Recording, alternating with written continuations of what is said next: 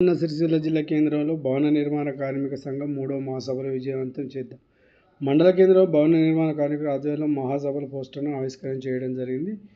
జిల్లా సిఐటి జిల్లా trade union తరపున భవన నిర్మాణ కార్మికులు పిలుపునివ్వడం జరిగింది. రాజన్న సిరిసిల్ల బోయినపల్లి మండల కేంద్రంలో మహాసభల పోస్టర్ను ఆవిష్కరణ చేయడం జరిగింది. జిల్లా కేంద్రంలో కొత్త బస్టాండ్ సమీపంలో అంబాభవాని ఫంక్షన్ హాల్ సమీపాన ఆర్ఎంపీ భవన్లో భవన నిర్మాణ రంగం 3వ సభలను నిర్వహించుకోవడం జరుగుతుంది. ఈ మహాసభలో జిల్లాలోని అన్ని మండలాల నుంచి పెద్ద ఎత్తున భవన నిర్మాణ కార్మికులు పాల్గొని విజయవంతం చేయాలని జిల్లా సిఐటి ట్రేడ్ యూనియన్ పక్షాన పిలుపునివ్వడం జరిగింది. ఈ కార్యక్రమంలో జిల్లా సిఐటి భవన నిర్మాణ జిల్లా సహాయ కార్యదర్శి గురిజాల శ్రీధర్ మరియు బోయినపల్లి భవన నిర్మాణ కార్మిక అధ్యక్షులు ఏడపల్లి బాబు, కార్యదర్శి బొజ్జసీను, రాజలింగం, బూరుపల్లి రవి, లచ్చయ్య, రాజనరసింహ తదితరులు పాల్గొన్నారు.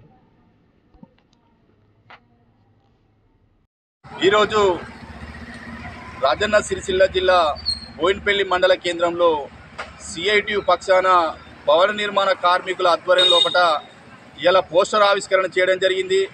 మరి పోస్టర్ ఆవిష్కరణ ముఖ్య ఉద్దేశం ప్రతి 3 ఏళ్లకోసారి భవన నిర్మాణ కార్మికుల మహాసభ జరుపుకుంటాం కాబట్టి ప్రతి 3 ఏళ్లకోసారి అదే సందర్భంలో ఈ నెల 15వ తేదీన రాజన్న సిరిసిల్ల జిల్లా కేంద్రంలో కొత్త బస్టాండ్ ఆపోజిట్ వాగొట్టు సమీపాన ఆర్ఎంపీ భవన్లో మహాసభ ఏర్పాటు చేసుకోవడం జరుగుతుంది.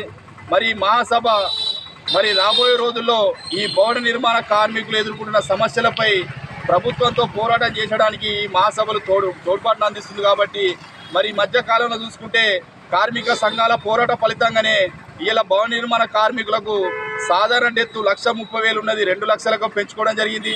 అలాగే యాక్సిడెంట్ డెత్ 6,30,000 ఉన్నది ప్రభుత్వంతో పోరాటం చేసి 10 లక్షలకు పెంచుకోవడం జరిగింది.